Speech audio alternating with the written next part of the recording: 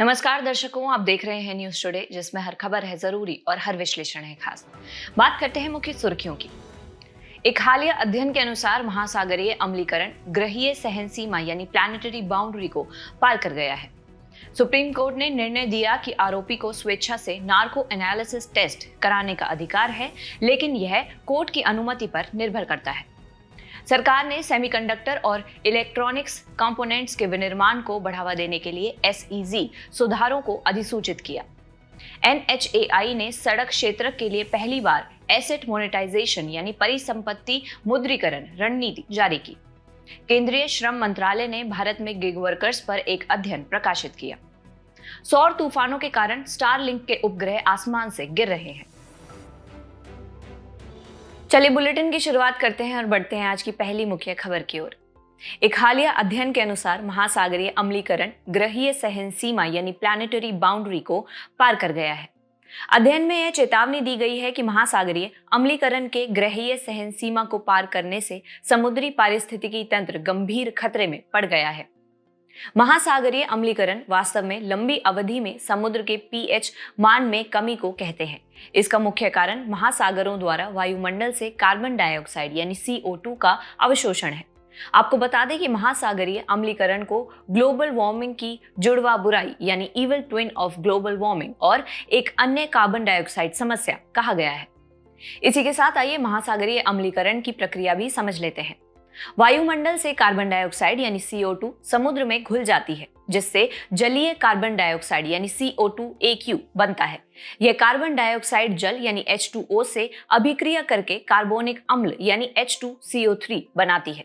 इसके बाद यह कार्बोनिक अम्ल विघटित होकर बाइकार्बोनेट यानी HCO3- और हाइड्रोजन आयन बनाता है। खास बात यह है कि हाइड्रोजन आयनों की वृद्धि महासागरों को और अधिक अम्लीय बनाती है। खबर में आगे बढ़ते हुए आइए महासागरीय अम्लीकरण के कारण भी समझ लेते हैं। महासागर मानवीय गतिविधियों से उत्सर्जित लगभग 25% वार्षिक CO2 को अवशोषित करते हैं। दूसरा, महासागरों में प्राकृतिक तरीके से CO2 उत्सर्जन जैसे महासागरों में ज्वालामुखी उद्गार, महासागरीय धाराओं का परिसंचरण, महासागरीय तलछट का विखंडन आदि। बात करें महासागरीय अम्लीकरण के प्रभाव की, तो अम्लीय जल कैल्शियम कार्बोनेट से बनी संरचनाओं को तोड़कर घोल देता है या उन्हें गला देता है। इससे कोरल, सेलफिश, प्लैंकटन यानी प्लवक जैसे जीव प्रभावित होते हैं। जाहिर है, इससे समुद्री पारिस्थितिकी तंत्र का संतुलन बिगड़ जाता है। इससे मात्स्यिकी गतिविधि और तटीय संरक्षण पर भी नकारात्मक प्रभाव पड़ता है तथा महासागरीय अम्लीकरण फाइटोप्लैंकटन को नुकसान पहुंचाता है, जिससे महासागर की उत्पादकता घटती है। इनके अलावा महासागरीय अम्लीकरण फाइटोप्लैंकटन द्वारा डाइमिथाइल सल्फाइड यानी DMS के उत्पादन को प्रभावित करता है, जिससे बादलों के निर्माण पर अप्रत्यक्ष प्रभाव पड़ता है। आपको बता दें कि समुद्री प्लवक द्वारा उत्पादित डाइमिथाइल सल्फाइड यानी DMS वायुमंडल में ऑक्सीकृत होकर सल्फ्यूरिक एसिड बनाता है, जिससे क्लाउड कंडेंसेशन न्यूक्लियाई यानी CCN का निर्माण होता है। ये CCN जल की बूंदों के लिए सीड का काम करते हैं और अंततः बादल निर्माण में योगदान करते हैं। अगली खबर पर बढ़ने से पहले आइए जानते हैं कि ग्रहीय सहन सीमाएं यानी प्लैनेटरी बाउंड्रीज क्या हैं। ग्रहीय सीमाएं वास्तव में वैज्ञानिक रूप से स्थापित वे सीमाएं हैं जो पृथ्वी की प्राकृतिक प्रणाली के भीतर मानव जाति के अस्तित्व के लिए सुरक्षित मानी जाती हैं। इनमें जलवायु, जल, जैव विविधता आदि शामिल हैं। आपको बता दें कि ये सीमाएं वे दहलीज हैं जिनके पार होने पर मानवीय गतिविधियां पृथ्वी को अस्थिर कर सकती हैं। इसके परिणाम स्वरूप ग्रह की वह क्षमता प्रभावित होती है जो उस पर जीवन, विशेषकर मानव जीवन को बनाए रखने में सहायक होती है। सुप्रीम कोर्ट ने निर्णय दिया कि आरोपी को स्वेच्छा से नार्को एनालिसिस टेस्ट कराने का अधिकार है, लेकिन यह कोर्ट की अनुमति पर निर्भर करता है। सुप्रीम कोर्ट ने अमलेश कुमार बनाम बिहार राज्य मामले में यह निर्णय दिया कि कोई आरोपी व्यक्ति स्वेच्छा से नार्को एनालिसिस टेस्ट करा सकता है, लेकिन ये केवल मुकदमे के दौरान उचित समय में ही संभव है। नार्को एनालिसिस टेस्ट में व्यक्ति की मानसिक झिझक को कम करने के लिए सोडियम पेंटोथल जैसे बार्बिट्यूरेट्स या अन्य रसायनों का उपयोग किया जाता है, जिससे व्यक्ति अधिक सहज होकर जानकारी और भावनाएं व्यक्त करने लगता है। आपको बता दें कि सुप्रीम कोर्ट ने अपने निर्णय में पटना हाई कोर्ट के उस आदेश को निरस्त कर दिया जिसमें पुलिस को एक लापता महिला से जुड़े दहेज उत्पीड़न के मामले में सभी आरोपियों की नार्को एनालिसिस टेस्ट कराने की अनुमति दी गई थी। चलिए खबर में आगे बढ़ते हैं और सुप्रीम कोर्ट के निर्णय के प्रमुख बिंदु समझते हैं। सुप्रीम कोर्ट के अनुसार पटना हाई कोर्ट द्वारा सभी आरोपियों का नार्को एनालिसिस टेस्ट कराने का आदेश देना गलत था। शीर्ष न्यायालय के अनुसार आरोपियों की सहमति के बिना नार्को एनालिसिस टेस्ट या अनैच्छिक टेस्ट यानी इनवॉलेंट्री टेस्ट संविधान के कुछ प्रावधानों का उल्लंघन करता है, जैसे कि अनुच्छेद 20(3) के तहत किसी अपराध के लिए अभियुक्त को स्वयं अपने विरुद्ध गवाह होने के लिए बाध्य नहीं किया जा सकता। दूसरा है अनुच्छेद 21। यह अनुच्छेद प्राण और दैहिक स्वतंत्रता के अधिकार की रक्षा करता है। सुप्रीम कोर्ट ने सेल्वी बनाम कर्नाटक राज्य मामले में अपने पहले के फैसले का हवाला देते हुए कहा कि नार्को टेस्ट जैसे परीक्षण इस अधिकार का हनन करते हैं। साथ ही विनोभाई बनाम केरल राज्य और मनोज कुमार सोनी बनाम मध्य प्रदेश राज्य मामलों में सुप्रीम कोर्ट ने यह स्पष्ट किया कि सहमति से कराए गए नार्को एनालिसिस टेस्ट की रिपोर्ट को सीधे साक्ष्य के रूप में स्वीकार नहीं किया जा सकता। केवल इस रिपोर्ट के आधार पर आरोपी को दोषी नहीं ठहराया जा सकता जब तक कि अन्य साक्ष्यों द्वारा उस रिपोर्ट की पुष्टि ना की जाए। आरोपी अपने पक्ष में साक्ष्य पेश करने के लिए स्वेच्छा से नार्को एनालिसिस टेस्ट करा सकता है। हालांकि इस मामले में उसे निरपेक्ष यानी पूर्ण या अपरिहार्य अधिकार प्राप्त नहीं है। सरकार ने सेमीकंडक्टर और इलेक्ट्रॉनिक्स कंपोनेंट्स के विनिर्माण को बढ़ावा देने के लिए SEZ सुधारों को अधिसूचित किया। वाणिज्य एवं उद्योग मंत्रालय ने विशेष आर्थिक क्षेत्र यानी SEZ संशोधन नियम 2025 प्रकाशित किए। चलिए सबसे पहले इस नियम के मुख्य बिंदुओं पर एक नजर डाल लेते हैं। सरकार ने सेमीकंडक्टर या इलेक्ट्रॉनिक कंपोनेंट्स के विनिर्माण के लिए समर्पित SEZ के लिए न्यूनतम भूमि आवश्यकता को कम कर दिया गया है। इसके तहत अब SEZ के लिए आवश्यक सन्निहित भूखंड 10 हेक्टेयर कर दिया गया है, जो पहले 50 हेक्टेयर था। दूसरा, निशुल्क आधार पर प्राप्त और आपूर्ति की गई वस्तुओं के मूल्य को शुद्ध विदेशी मुद्रा यानी NFE गणना में शामिल किया जाएगा। साथ ही सेमीकंडक्टर के साथ साथ इलेक्ट्रॉनिक कंपोनेंट्स विनिर्माण क्षेत्र में SEZ इकाइयों को लागू शुल्कों के भुगतान के बाद घरेलू टैरिफ क्षेत्र में भी घरेलू आपूर्ति करने की अनुमति दी गई है। आपको बता दें कि NFE से तात्पर्य किसी कंपनी की विदेशी मुद्रा आय मुख्य रूप से निर्यात और उसके विदेशी मुद्रा व्यय मुख्य रूप से आयात के बीच के अंतर से है। अब यह जानना भी जरूरी है कि SEZ क्या है। SEZ भौगोलिक रूप से चिन्हित एक शुल्क मुक्त एन्क्लेव होता है। इसे व्यापार संबंधी गतिविधियों के संचालन और शुल्क एवं प्रशुल्क के उद्देश्यों से विदेशी क्षेत्र माना जाता है। SEZ नीति की घोषणा 2000 में की गई थी और SEZ अधिनियम 2005 में पारित किया गया था। SEZ योजना का उद्देश्य अतिरिक्त आर्थिक गतिविधि का सृजन, वस्तुओं और सेवाओं के निर्यात को बढ़ावा देना तथा रोजगार सृजित करना है आदि। बात करें SEZs के लिए बाबा कल्याणी समिति के सिफारिशों की, तो समिति ने भारत में SEZs का नाम बदलकर एम्प्लॉयमेंट एंड इकोनॉमिक एनक्लेव यानी 3E करने की सिफारिश की थी। साथ ही निर्यात में वृद्धि करने और सेवाओं व विनिर्माण के लिए अलग नियम बनाने की भी अनुशंसा की थी। अगली खबर पर बढ़ने से पहले आइए शुरू की गई पहले भी देख लेते हैं। सेमीकंडक्टर के लिए शुरू हुई पहलों में शामिल है सेमीकॉन इंडिया प्रोग्राम। इसमें 4 योजनाएं शामिल हैं, जैसे भारत में सेमीकंडक्टर फैब्स की स्थापना के लिए योजना, डिजाइन से संबद्ध प्रोत्साहन योजना आदि, और मोहाली स्थित सेमीकंडक्टर प्रयोगशाला का आधुनिकीकरण आदि। वहीं इलेक्ट्रॉनिक्स विनिर्माण के लिए इलेक्ट्रॉनिक्स में आत्मनिर्भरता के एक भाग के रूप में इलेक्ट्रॉनिक कंपोनेंट्स और सेमीकंडक्टर के विनिर्माण को बढ़ावा देने की योजना, क्लस्टर आधारित विनिर्माण के लिए संशोधित इलेक्ट्रॉनिक्स विनिर्माण क्लस्टर योजना और उत्पादन से संबद्ध प्रोत्साहन यानी PLI योजनाएं आदि शामिल हैं। NHAI ने सड़क क्षेत्र के लिए पहली बार एसेट मोनेटाइजेशन यानी परिसंपत्ति मुद्रीकरण रणनीति जारी की। भारतीय राष्ट्रीय राजमार्ग प्राधिकरण यानी NHAI की यह एसेट मोनेटाइजेशन रणनीति परिसंपत्ति मुद्रीकरण योजना 2025 से 2030 के अनुरूप तैयार की गई है। NHAI के इस कदम से विकास को नई गति मिलेगी। चलिए सबसे पहले रणनीति के मुख्य प्रावधान जानते हैं। इस रणनीति का मुख्य उद्देश्य चालू राष्ट्रीय राजमार्ग परिसंपत्तियों से पैसा जुटाना और भारत में अवसंरचना विकास के लिए सार्वजनिक निजी भागीदारी यानी PPP में वृद्धि करना है। इस रणनीति के 3 मुख्य स्तंभ राष्ट्रीय राजमार्ग परिसंपत्तियों से अधिक पैसा जुटाना, प्रक्रियाओं में पारदर्शिता लाना और बाजार विकास करना है। अब बात करते हैं पूंजी जुटाने के 3 तरीकों की। पहला है टोल ऑफ ट्रेड ट्रांसफर यानी टीओटी। इस मॉडल के तहत रियायतधारी एक मुश्त राशि सरकार को अदा करता है, जिसके बदले उसे चयनित सड़कों का संचालन और रखरखाव करने का अधिकार मिल जाता है। रियायत की निर्धारित अवधि के दौरान वह उन सड़कों पर टोल शुल्क की वसूली करता है और मुनाफा कमाता है। दूसरा है इंफ्रास्ट्रक्चर इन्वेस्टमेंट ट्रस्ट यानी NIVIT। ये एक तरीके से म्यूचुअल फंड के समान है। इसमें आम जनता या संस्थागत निवेशक अवसंरचना परियोजनाओं में सीधे निवेश कर सकते हैं। INVIT से होने वाली आय जैसे टोल कलेक्शन, रेंट, ब्याज अथवा डिविडेंड निवेशकों को नियमित रूप से वितरित की जाती है। बता दें, भारत में INVIT की शुरुआत वर्ष 2014 में हुई थी। इसका विनियमन भारतीय प्रतिभूति और विनिमय बोर्ड यानी सेबी द्वारा किया जाता है। और तीसरा है सिक्योरिटाइजेशन मॉडल। सिक्योरिटाइजेशन या प्रतिभूतिकरण वह प्रक्रिया है जिसमें कुछ प्रकार की परिसंपत्तियों को एक पूल में रखा जाता है, फिर इस पूल को ब्याज देने वाली प्रतिभूतियों में बदल दिया जाता है। साथ ही निवेशकों को इन प्रतिभूतियों से नियमित रूप से ब्याज और मूलधन का भुगतान किया जाता है। अगली खबर की ओर बढ़ने से पहले एसेट मोनेटाइजेशन या परिसंपत्ति मुद्रीकरण के बारे में भी बात कर लेते हैं। ये एक ऐसी प्रक्रिया है जिसके तहत किसी भी प्रकार से अनुपयोगी या निष्क्रिय पड़ी परिसंपत्तियों को सीमित अवधि के लिए उपयोग में लाया जाता है या फिर कम उपयोगी अथवा गैर रणनीतिक परिसंपत्तियों का निपटान किया जाता है, ताकि उनसे अर्जित पूंजी को अन्य उत्पादक परिसंपत्तियों या परियोजनाओं में पुनर्निवेश कर अधिकतम लाभ प्राप्त किया जा सके। इसकी आवश्यकता देखें तो सरकार द्वारा अवसंरचना विकास हेतु किए गए निवेश से अधिकतम मूल्य प्राप्त करना तथा निजी क्षेत्र की दक्षता एवं उत्पादकता का उपयोग करना है।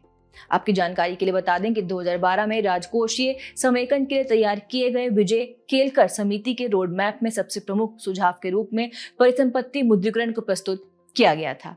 अब अवसंरचना परिसंपत्ति मुद्रीकरण चक्र भी समझ लेते हैं।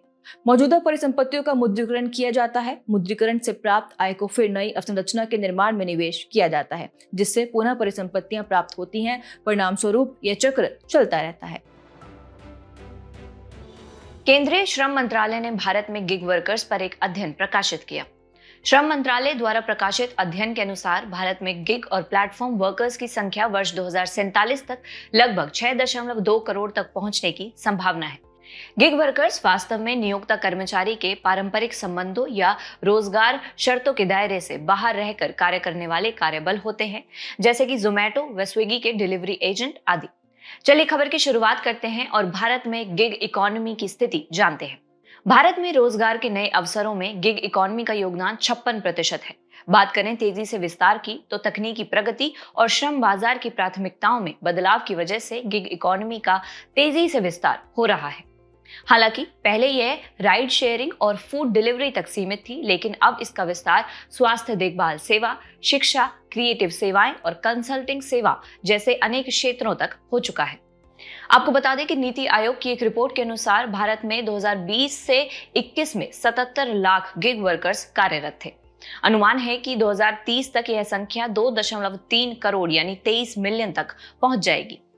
हालांकि गिग वर्कर्स के समक्ष कुछ मुख्य चुनौतियां भी हैं, जैसे कार्य दशाएं अर्थात गिग वर्कर्स के रोजगार की सुरक्षा की गारंटी नहीं होती है और ना ही उन्हें स्थायी कर्मचारियों को मिलने वाली सामाजिक सुरक्षा का लाभ मिल पाता है।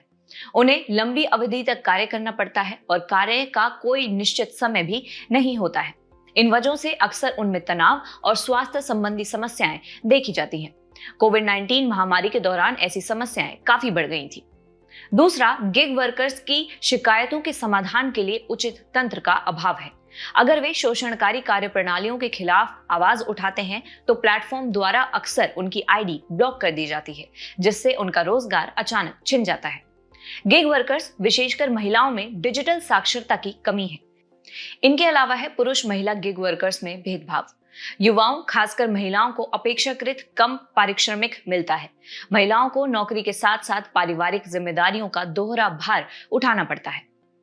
खबर के अंत में चली गिग वर्कर्स के कल्याण के लिए उठाए जाने वाले आवश्यक कदम भी देख लेते हैं। न्यायपूर्ण श्रम यानी कार्य पद्धतियों को बढ़ावा देना चाहिए, अर्थात गिग वर्कर्स को सामाजिक सुरक्षा योजनाओं का लाभ प्रदान करना चाहिए तथा उन्हें निरंतर कौशल विकास का अवसर प्रदान करना चाहिए। साथ ही न्यूनतम पारिश्रमिक और कार्य के निर्धारित व संतुलित घंटे सुनिश्चित किए जाने चाहिए तथा गिग वर्कर्स की शिकायतों और विवादों के समाधान के लिए उचित व्यवस्था होनी चाहिए। इसी के साथ गिग वर्कर्स के पंजीकरण के लिए एक वैधानिक राष्ट्रीय रजिस्ट्रार की स्थापना करनी चाहिए। बढ़ते हैं आज के अंतिम मुख्य खबर की ओर। सौर तूफानों के कारण स्टारलिंक के उपग्रह आसमान से गिर रहे हैं। वर्ष 2020 से 2024 के बीच स्टारलिंक के 523 उपग्रह नष्ट हो गए। माना जाता है कि ये वर्ष सौर चक्र के चरम वर्ष थे। सौर चक्र लगभग 11 वर्षों का एक चक्र होता है। इस दौरान सूर्य की सतह पर विभिन्न गतिविधियां घटती बढ़ती रहती हैं। ये चक्र सूर्य के चुंबकीय क्षेत्र, solar flares, coronal mass ejection यानी CME और अंतरिक्ष के मौसम को प्रभावित करता है। सूर्य की सतह पर होने वाले विस्फोटों के कारण उत्पन्न भूचुंबकीय तूफान वायुमंडलीय खिंचाव को बढ़ा देते हैं। इस बढ़े हुए खिंचाव के कारण कई उपग्रह अपेक्षा से अधिक तेजी से पृथ्वी की ओर लौट आते हैं और नष्ट हो जाते हैं।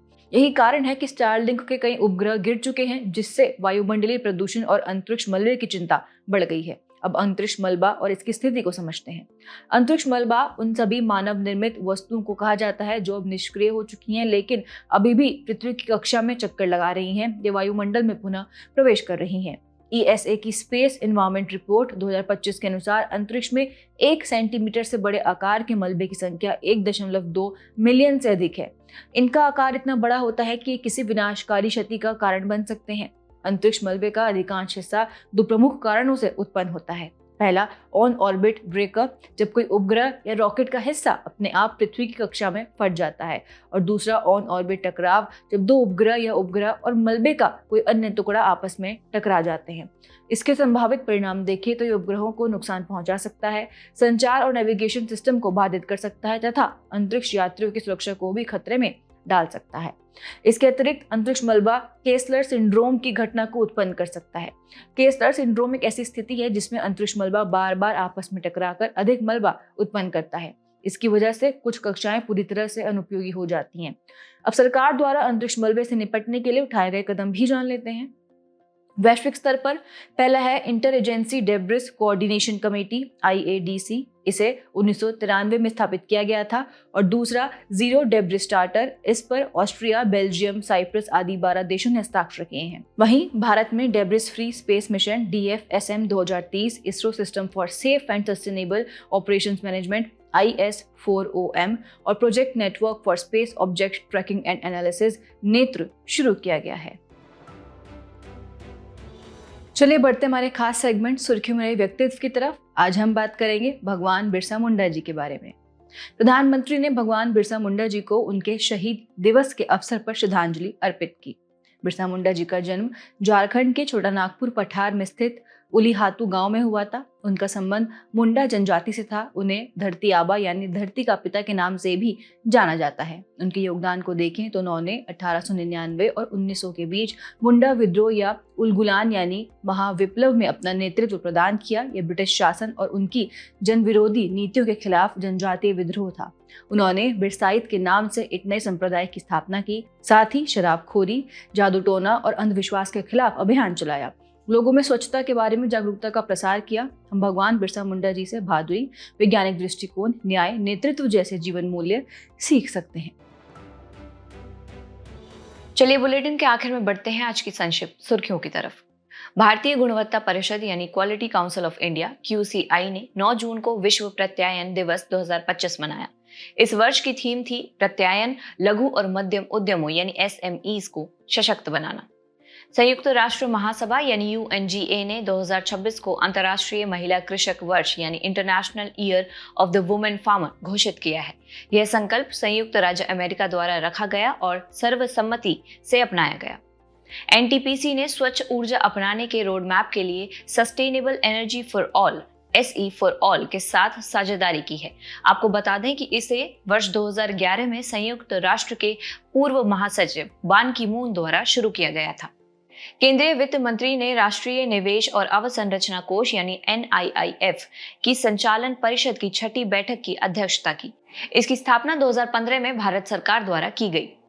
वैज्ञानिकों ने निकल खनन की एक नई तकनीक विकसित की है। इस तकनीक में कम ऊर्जा की जरूरत पड़ती है और मौजूदा तकनीक की तुलना में प्रत्यक्ष रूप से 84% कम कार्बन डाइऑक्साइड उत्सर्जन करती है। जर्मनी में वेंडेल स्टीन 7X स्टेलरेटर के वैज्ञानिकों ने 30 मिलियन डिग्री सेल्सियस तक प्लाज्मा को गर्म करके एक रिकॉर्ड फ्यूजन प्रदर्शन हासिल किया है। स्टेलरेटर ऐसे फ्यूजन रिएक्टर होते हैं जो प्लाज्मा को एक डोनट के आकार की नली में बंद करने के लिए चुंबकीय क्षेत्रों का उपयोग करते हैं। इससे फ्यूजन के लिए आवश्यक परिस्थितियां बनती हैं। चीन में एजियाओ की मांग के कारण पाकिस्तान में गधे की कीमतों में अत्यधिक बढ़ोतरी दर्ज की गई है। आपको बता दें कि एजियाओ एक जिलेटिन है जिसका उपयोग एक पारंपरिक चीनी दवा में किया जाता है। भारतीय अंतरिक्ष यात्री शुभांशु शुक्ला टार्डीग्रेड्स को एक प्रयोग के लिए अंतर्राष्ट्रीय अंतरिक्ष स्टेशन यानी ISS पर ले जाएंगे। टार्डीग्रेड्स आधा मिलीमीटर लंबा 8 पैरों वाला खंडित सूक्ष्म जीव है। जाने से पहले आपकी समझ की परीक्षा के लिए डालते हैं एक नजर हमारे स्पेशल सेगमेंट प्रश्नोत्तरी पर।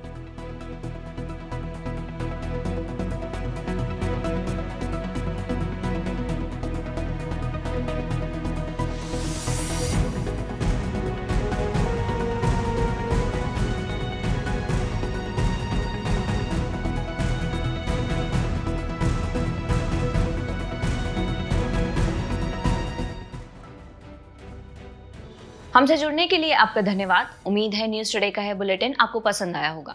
न्यूज टुडे की PDF को डाउनलोड करने के लिए और आज की क्विज के उत्तर के लिए डिस्क्रिप्शन में दिए गए लिंक्स पर क्लिक कीजिए।